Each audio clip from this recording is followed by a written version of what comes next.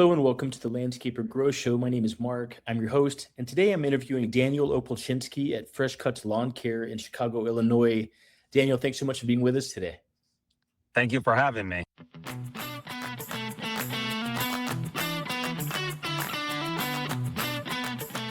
Yeah, so I'd love to hear just from your words the specific services that you offer for your customers. Okay, we do lawn maintenance is a big one, weekly and bi-weekly service. We also do like repairing lawns and also we do weed treatment, fertilizer, we do sod, mulching, planting, tree and bush trimmings. We do pavers, retaining walls, some other stuff as well, a little bit of fencing, but a little bit of everything we do, but mainly landscaping. We do a little bit of design as well. Fantastic. Okay. So you guys do a lot of landscaping, some maintenance, and a little bit of kind of hardscaping or building out Yep.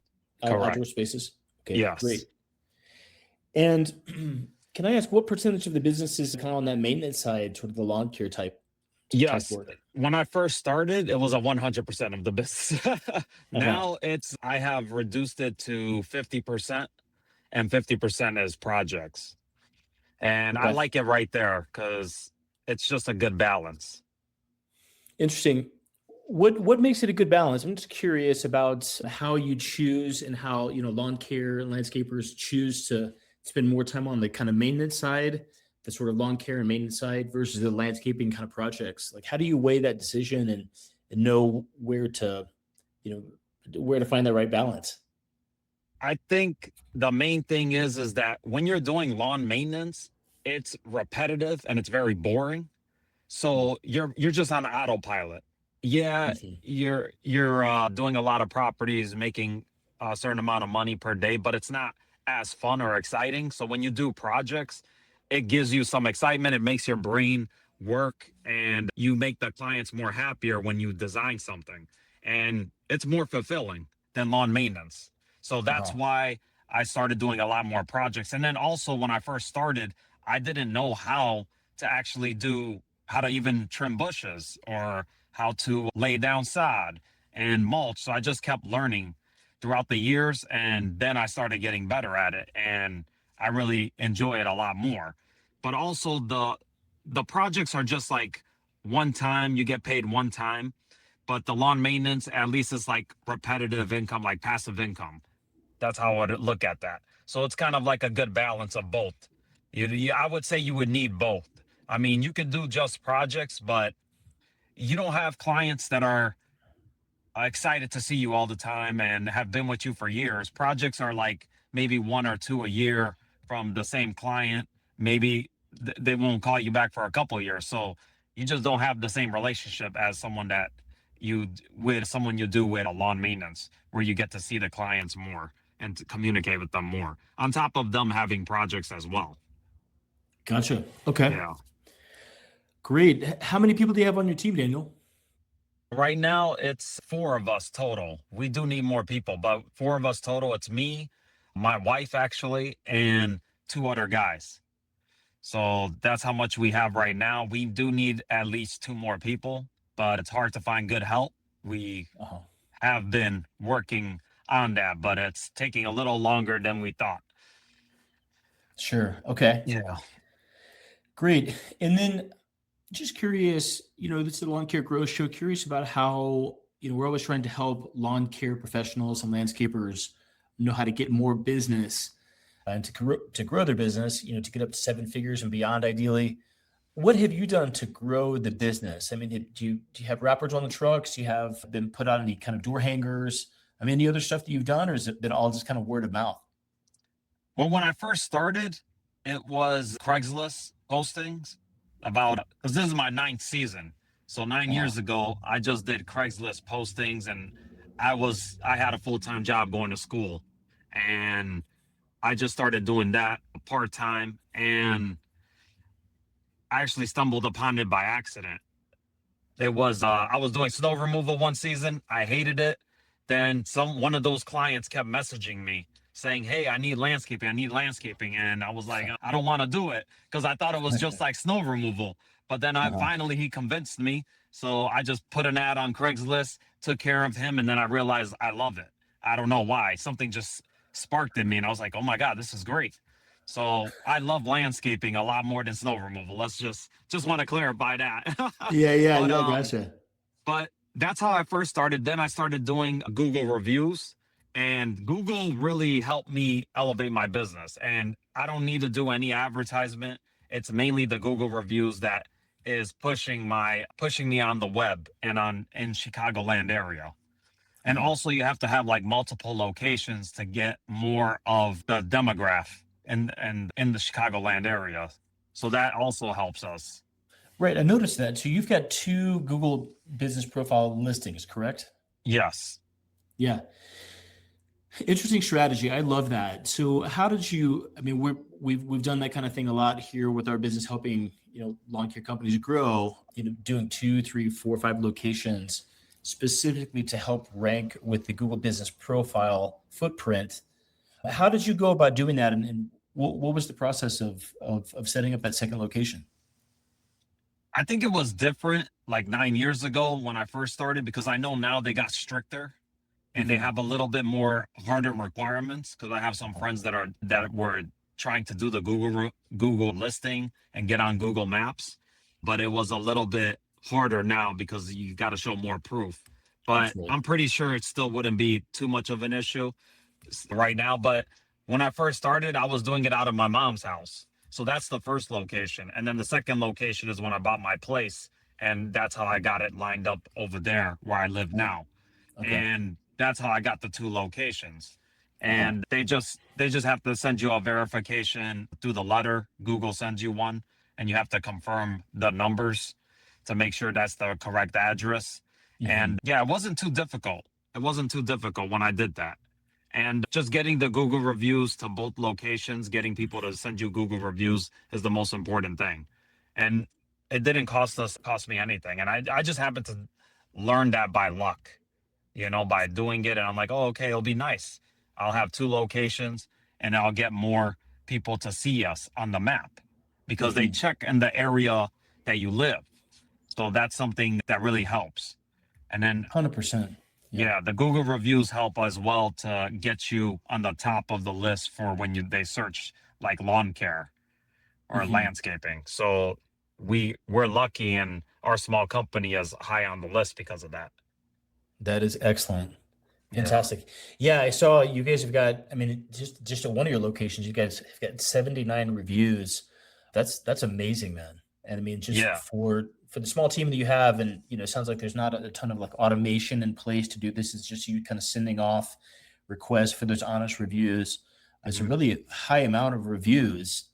That's amazing. How far apart are the locations, Daniel? The two different Google business profiles? They're about 5 miles from Five each miles. other, I Okay. believe. Yeah. Okay. Great. Yeah, I mean, we recommend if you're setting up a second, location to have more sort of organic local coverage to set that up maybe 10 miles or even further, 12, 15 miles to have that kind of 7 miles between them that kind of covers that in that circle of radius. Obviously, you're just doing what works for you for your, the places that you live. And it sounds like that was really effective strategy for you. So that is fantastic. What percentage, Daniel, of the work that you're doing is commercial versus residential? Mainly it's residential. We do some commercial, but I would say mostly like 90% is residential. And I prefer it more. It's not about the money, it's about because when you're in commercial, yeah, you can get more money, but the thing is you're kind of like working for somebody. And with residential, you're working directly with the client and it's more Yeah. of you build a relationship. That's what I like. You get Uh-huh. appreciated more. And that's Uh-huh. what I really love more. So No, I that's don't really fantastic. like the commercial. Some people do. They like it because of the money, but residential, I'm very happy with. I'm very, very No, that's happy with. great. Yeah. Fantastic. Well, what do plans look like here in the next year or two, Daniel? I mean, are you guys still in growth mode, growing the business, or are you guys at a really nice level place where you're at right now? Maybe I could give you a background of how I started actually. Just so Yeah, you so 100%. you know, Yeah. I started with my Prius actually, my Toyota Prius. Uh-huh. And 9 years ago, I just loaded the lawnmower in there, trimmer and blower. And that's how I went to like the first property for the first Cool. season. And actually, I did that for one whole season. And Uh-huh. then the next year, I bought a small trailer, like a 4x6 enclosed. And for Chicago, it worked for me. And actually, that made me become a little famous in Chicago because people were taking pictures and they were posting it on Facebook groups, like car groups. And I just blew up like that too on a couple big posts like that and went viral a little bit. And after that, the last couple years, I sold the Prius actually this year. It was sad, but I sold it after like 13 years and I put like 225,000 miles on that. Uh-huh. So that thing was a horse. And I honestly, it did things I never thought a Prius can do. But yeah, I put a hitch on there too to tow the trailer. So it was pretty cool. But so I always tell people you can start your business with a bicycle. It's up to you. It's your mindset. Don't think about what people think about you and how they perceive you. Do what works for you with the tools you have at that time. And so now I got two Tacomas, and I bought one like 2 years ago and one last year. And this year we just upgraded to a bigger trailer, a 5x8 trailer to match the white Tacoma. I got a white and black trailer, and then I'm gonna get Very nice. my Tacoma is army green, so now I'm gonna get an army green trailer, a bigger one, and sell the old one that we have. Ideally, I'm not trying to grow bigger than two crews, just because I want to keep costs lower, because the expenses start rising, and then you have to pass it on to the clients. And I'm trying to find a good balance. So that's the balance right there, and I'm very happy with that. And I think we're gonna stay at that level for a while, because I think it's about saving people money too. It's not just about making the most money. You know, if Mhm. you're a hard worker, you're communicating and you're transparent, the money is always going to come. God is always going to bless you with that. So the Mhm. main thing is just try not to grow too much and have a good balance, because the big companies, they have so many employees, they have so much overhead that they have to pass it on to the consumers, and the prices just don't make sense anymore. They're not even realistic. Uh-huh. So Gotcha. that's what I Yeah. found. Yeah. Fantastic. Well, great, Daniel. Well, if folks are looking for a great landscaping and lawn maintenance company in Chicago to work with, what are some of the best ways to get in touch with you? You can go on the website, Fresh Cuts Lawn Care. You can just Google us, Fresh Cuts Lawn Care. That's the main way to find us, really. I have my phone number as well. I can give you it, 872-888-4224. That's my direct cell phone, and I usually pick up the phone. If I'm working at a job site, you can also text me or I'll call you back. I'm pretty efficient on it. And then also, if I'm booked, I will try to connect you with someone that can help you as well, because we do a little bit more than landscaping, but we also have some people that some friends of mine that are also do landscaping that I help get into. And if I'm busy, I will pass them on to them so they can help you out, because it's very hard to get people to. Here in Chicago, is a big problem is a lot of people don't pick up the phones. You know, they Yeah. don't get back to you. So that's another reason why I'm like a little bit higher on the list, because I'm always on top of it. The Even the big companies don't even get back.